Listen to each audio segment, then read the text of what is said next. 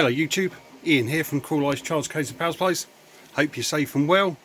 I'd like to show you the latest charge case. I've practically finished now. I'm going to say 99.9% done because I need to install another cooling fan in the deck because one of them broke. But basically, this customer wanted a Peli case again, so in this instance we've gone with the IM2620 case with the wheels, admittedly, and the drag handle. It's a bit difficult for me to show you it on my bench, but it's obviously quite a heavy case, this one, and I'll explain the reasons why in a minute. But without further ado, let's lift the lid and I can show you. So following on from some of my other builds, we've obviously got the, in this instance, 4 ISDT P20s in the lid, 2 on this side, 2 on that side, and there's method in the madness of why I've explained it like that, admittedly. And then of course we've got their charge ports at the bottom, obviously for each charger. So what we've done here is we've actually created a redundancy case again. So if you split the case down the middle, they are 2 individual cases, if you like. So I've got a power supply on this side powering these 2 chargers, and another power supply on this side powering these 2 chargers, obviously with independent AC sockets on the back, because the customer is going to be powering this potentially from 2 generators when he's out and about. And of course he wanted a little bit of redundancy as well, so while he's at the field, should something happen to one side, either a power supply fails or one of the charger fails, he can obviously carry on flying on the other side. So that created some hiccups for me, or some bits I needed to think about. In this instance, I did put one small cooling fan here just to extract the warm air from inside the lid if there is any build up, and obviously then we've got the air inlet slots are then at the bottom to help there.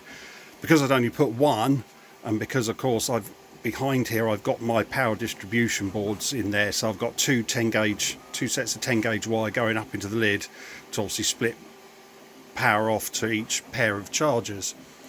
And below it I've got a little voltmeter display on, one for this side and one for that side, to give an indication that power supplies are working and everything's okay. And below that then of course then you've got your USB charge port. Now what I wanted there was to be able to use the USB charge port and the cooling fan regardless of which side was powered. So if the left side is powered with AC and not the right side, they work, the cooling fan and the USB ports. Likewise, if the right hand side is powered and not the left, they both work again. Or if they're both powered, e.g. both halves of the case are powered, then they still work basically off one or the other. And I've managed to achieve it. So if I turn on the left hand side, I've only got 2 chargers at the moment, so I've put one on either side. So as you can see, this one's lit up and the voltmeter is telling us we've got 24.8 volts coming out of that on that side. So now what I can do, I can flick this side on, and there we go. Now this side's lit as well.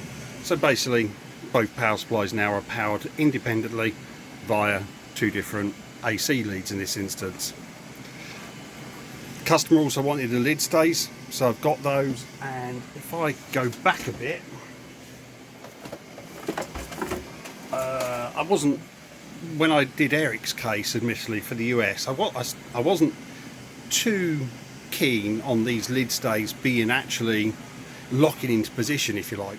While they do, there's still the ability, I think, for the lid to close. So I came up with some 3D printed adapters that literally just slide over the mechanism and basically lock it in place.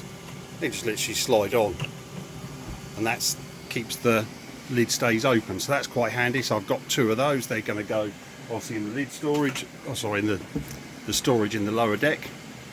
What else is there? Yep, so again as normal then obviously I've tried to close off these gaps as best as possible with some 3D printed infill pieces, top and bottom, so effectively if something gets dropped there, it should hopefully stay in there. There is obviously a little gap in the print admittedly to allow me to drop the deck in, and even then obviously it has to go in at the right angle and then obviously lower down to do so. So top half is quite easy.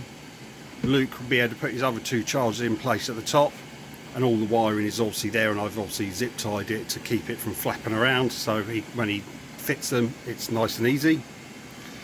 Lower deck, very simple again. Obviously we've got the 2 cooling fans. Obviously there's only one at the moment, but there'll be a second one here when it arrives. Storage, and in this one again, which I'm going to be doing again on another build shortly, we've got the LED strip in here. In this instance I've got some NeoPixel with a controller, so as I lift it up, the switch is going to make contact, or should I say go to the closed position and turn the lights on. And there we go. Don't drop it. So as you can see, the NeoPixel I've got currently scrolling through different lights, changing colours, and obviously I can show it to you there. So it's going to be quite nice. It's got a controller on it, so the customer can obviously then change the colours and the flash pattern and stuff using his mobile phone or tablet. So that's just a little bit of a gimmick, but it looks quite good. And of course then, with the, now I'm 3D printed the buckets, I've changed the design again slightly, and I've put the switch mounting actually in the bucket itself. So if I press the button to simulate the door closing, the light goes off. Let it go, lights come on. Obviously then magnets again in the lid, and there you go. Cooler slots across the front. Nice and simple, job done. I think the customer's going to be happy. How heavy it is, I can't tell you because I haven't weighed it. It is quite heavy though, admittedly, this one. The plan is it's going to be mounted in a nice van with a slide out racking system in the back. So once it's in place, realistically, the customer's not going to be casting it around too much, but if he does need to, he just needs to lift it out on the ground, and then obviously he can wheel it with the drag handle and everything else. So quite good. I'm really pleased. I've got another Peli case again to build at some point. Well, next actually, that's the next one to jump onto. It's another IM2620. So it's going to follow the other 2 that I've done as well. Again, P20's in the lid. Was going to try and squeeze a Super X connectors in the lid as well, but there just isn't the room with the connector holders and the amount of space in there is. So we're having to go with XT6s again. But if you like this video and these charge case videos that I put, please like, share and subscribe, and for all your charging needs, you know where I am. Take care of yourselves. Bye bye.